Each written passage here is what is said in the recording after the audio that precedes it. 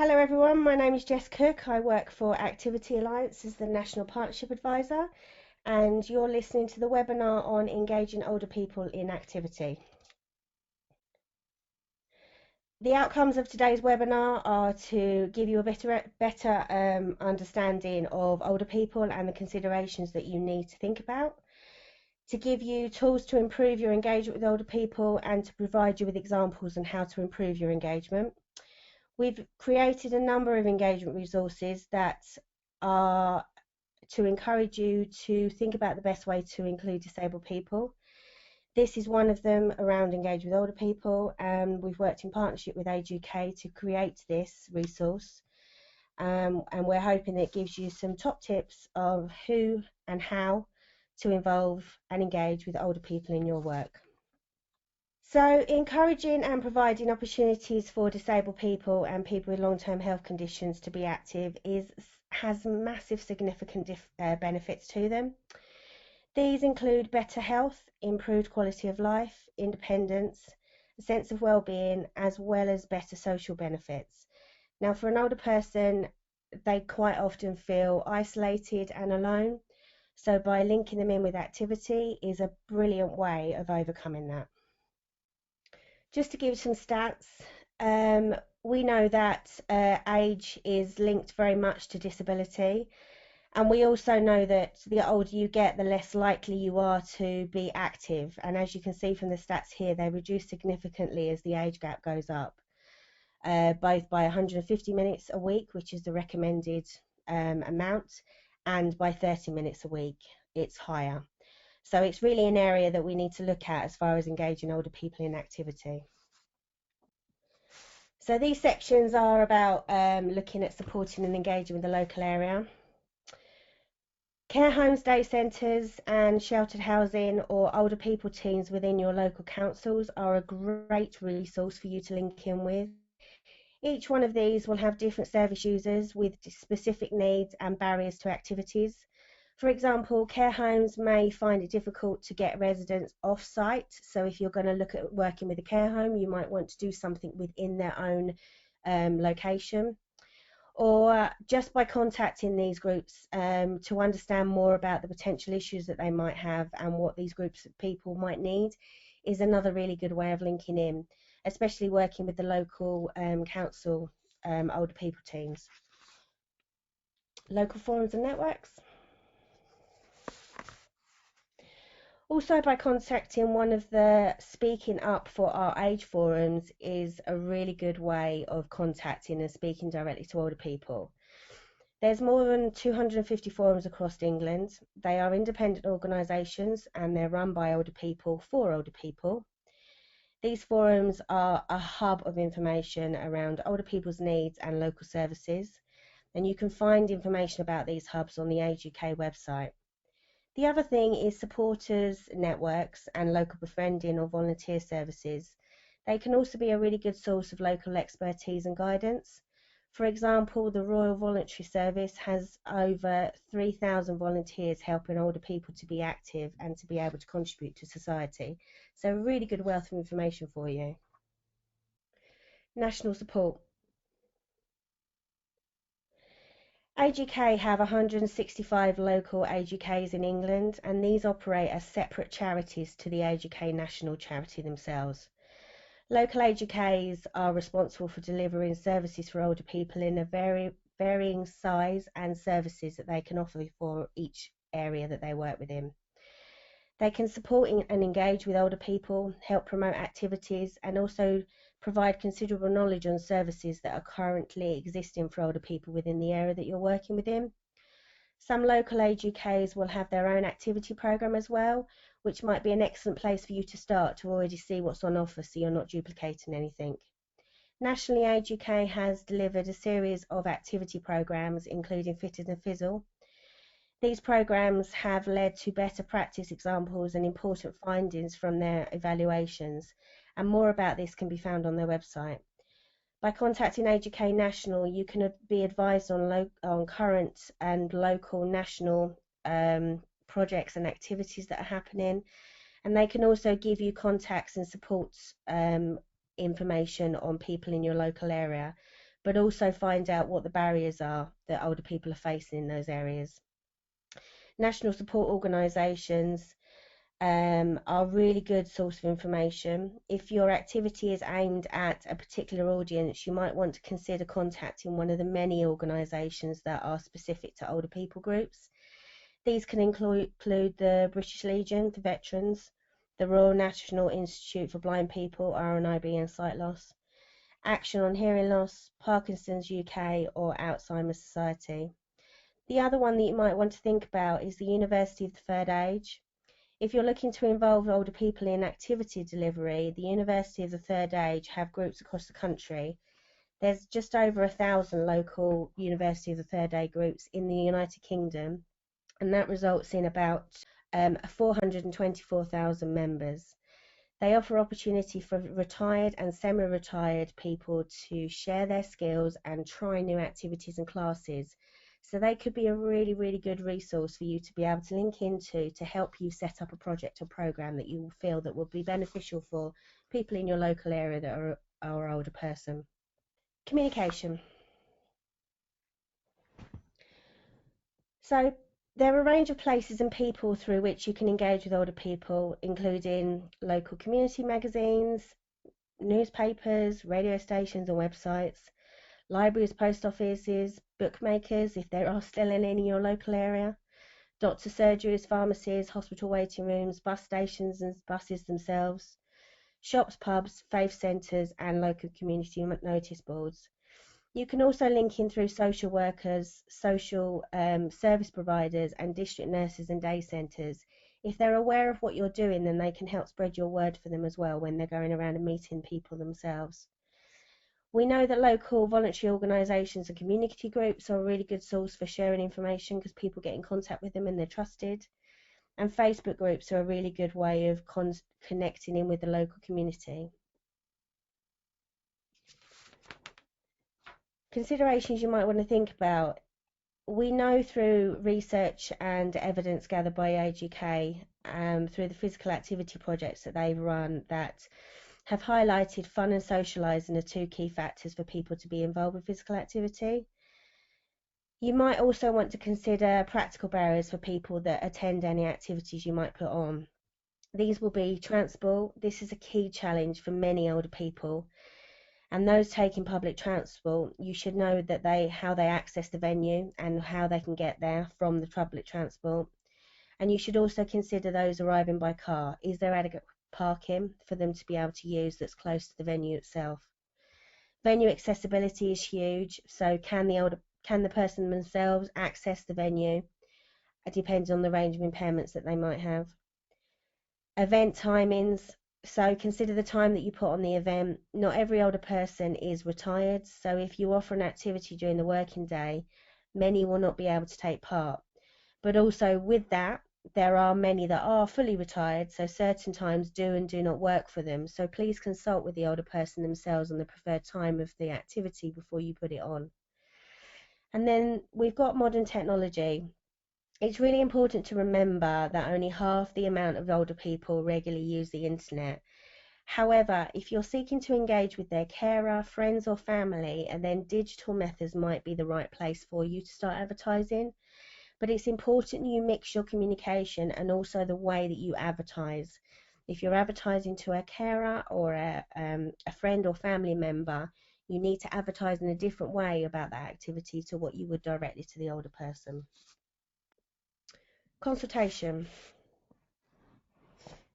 As I've said before, there's many ways that you should have to consult with older people when you're pushing on activity.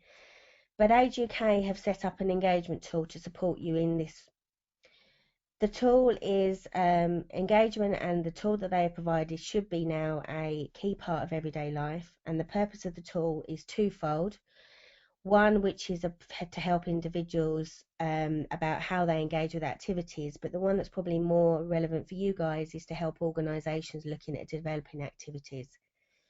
It offers starting points for anyone who wants to develop a dialogue with their community to understand needs, wants and aspirations.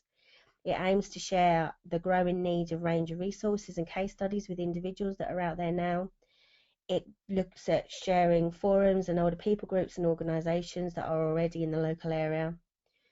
And it says that there are many different methods of engagement available, and in their research they found over 80. So there's definitely a great way and a resource for you to look at if you're wanting to engage with older people. Information and advice. There are a range of people to speak to when exploring activity with older people, and each groups have different contacts and areas of expertise. We've already run through a few of them, so please be aware of this when you're putting on activity, and make sure that you're reviewing your project continually to make sure it's suitable for the people that you're working with. I'm now going to hand over to Helen Darby. She's one of our project officers that works for our Get Out, Get Active programme, and she's going to take you through some examples that have happened in the local area about how they've engaged with older people specifically within projects and programmes, just to give you some ideas and guidance to move forward. Over to you, Helen. Hi, thanks, Jess. As Jess said, my name's Helen Darby, and I help support with the National Get Out, Get Active programme. The Get Out, Get Active programme covers 18 localities, England, Ireland, Scotland and Wales, and each area have kind of different themes, but very much looking at getting inactive people active and engaging disabled people and non-disabled people to be active together also. So GOGA at the moment is in its final year of delivery, and we have got some fantastic statistics and had some great engagement through the programme. So like Jess says, I'm going to take you through a few examples within some localities that have done some great engagement with older people. But just to give you a bit of an idea at the moment, to date, GOGA has actually engaged over 3,000 participants aged 65 plus. So we've got some fantastic engagement with kind of the older age group. We've engaged over 2,000 participants aged between 51 and 64 also, so kind of still within that age bracket. And this is through very targeted and both open activities as well. And we have quite a variety of different activities happening in different locations. This is Kate, who is one of our GOGA participants in Manchester. Kate, when she retired as being a nurse, felt very lonely and isolated. And as the quote says, GOGA sessions really helped her improve how she felt. So she joined Keep Fit sessions at the Oasis Centre in Manchester City. And she's actually never looked back since she joined the activities. And she says she has a lot less pain and she feels so much kind of healthier and happier in herself and making new friends as well. So this is kind of a key aspect of what GOGA is all about. I just want to take you through a couple of examples on how a couple of localities have done some really great engagement with older people. So the first is kind of looking at the reach. So Lincolnshire GOGA activities happen in the East Lindsey area of Lincolnshire. So it covers Louth, Skegness and Mablethorpe. So it's very rural, very coastal as well. And Lincolnshire had some great engagement with the Royal British Legion. So Jess kind of touched on one of these as a national partner or somebody to engage with. In East Lindsey, they have 11 branches in the East Lindsey area. So they thought this was a really good way to engage with individuals within the community. So Alford was the area that they decided to kind of pilot some activities in the Lincolnshire area. So as Jess said before, consultation was kind of key around what activities to offer and what activities people wanted to do within the community as well. So it's very customer-led and not service-led. The people within the communities told us what they wanted to try, and we put our best, or the instructors within Lincolnshire put their the best to try and put these activities on, so some of these individuals could try the activities. We initially looked at doing the activities in a community hall, so it was a very kind of trusted and very well-known area for them. So it wasn't daunting that they had to come to the leisure centres and kind of start taking part in physical activity in the leisure centre. We used a community hall that they were really well known with and they engaged with, so it was very familiar to them and a nice way to kind of engage them into physical activity for some of those who had been inactive. It was very trial and error with some of the activities. So They tried many activities such as New Age curling, badminton, walking, and all of these were very popular with all the people engaging in the activities. And there was a very high percentage of individuals who were 65 plus and a mix of disabled individuals and non-disabled people as well. So it was really good kind of active together element of yoga coming through there. So the Royal British Legion members are very active within their communities. So word of mouth spread really fast about the activities taking off, and with them being so positive about the activities within their area, it actually we started doing some yoga activities in some other of the 11 branches in the East Lindsey area. So it was brilliant engagement for yoga in Lincolnshire. The other thing that has worked really well is a lot of the participants then became volunteers, so they actually wanted to sustain and carry on the activities. The instructor went in for a period of 12 weeks, and within that 12 weeks they actually supported them to become volunteers to help the sessions run by themselves, and actually 3 people of the Royal British Legion doing them themselves. So that's really good on the sustainability aspect of it. And the main feedback was through the sessions, they had increased confidence, and this actually got them more active more often. So it was a brilliant kind of example that we have in Lincolnshire, and how Lincolnshire have engaged with a national organisation to engage older people in physical activity. That was about the reach. I just wanted to talk about another opportunity that one of our Goga localities have done. So Wandsworth in London, it is actually Roehampton, really wanted to engage those who were 55 plus within some of their communities. They identified a need within one local community that they really wanted to address isolation. So there was a lot of loneliness and isolation in one of the Roehampton areas. So this was where they wanted to do a lot of work. So they took Goga to the area, and they again used a venue that was in the heart of the community. So again, it was a community centre, and it was very trusted and very familiar to a lot of the individuals. So they didn't have to go to any local leisure centres or anything. They'd been to the areas, they knew the area well, they knew about the accessibility and kind of the transport options to get there as well. So they used their community venue, what, like I said, was trusted and very familiar. And the activities that they wanted to put on, we decided to pilot some with Sporting Memories, which it's a mix of kind of reminiscence therapy and mild physical activity. So the session that I attended in Wandsworth, there was about 15 participants, and we had to choose a card that we kind of related to. And we had to talk of our memories of us doing that activity. So the one I chose was swimming, and then talked about how when I used to swim and kind of what it meant to me as well. And then after that, once we'd done a lot of the reminiscing and talking about the activities, the instructors who were leading the activities then did some very kind of mild physical activity. So we did boccia when we was there. So all the participants took part in boccia, but they've done chair-based exercise, and they've done walks around the local community as well.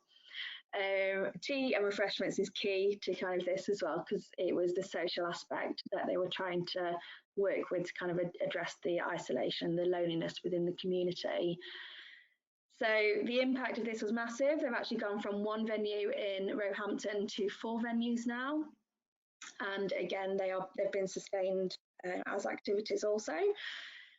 The participants, they really valued kind of the reminiscence side of it. They really enjoyed kind of looking back in their younger years and the activities they enjoyed doing. There was one lady who really related to swimming, and actually at the end of it, we managed to get her some swimming lessons as well. So she's gone back to swimming. They found it really safe, opportunity to kind of try the activities, and it was just really comfortable for them. It got them out of the house, meeting others, so they had that friendly aspect and the social side of it as well. And it also helped kind of physical and mental well-being as well. So brilliant activities happening in Wandsworth as well. If you want to know more about Sporting Memories, you can Google Sporting Memories, and it will give you some further information about those activities.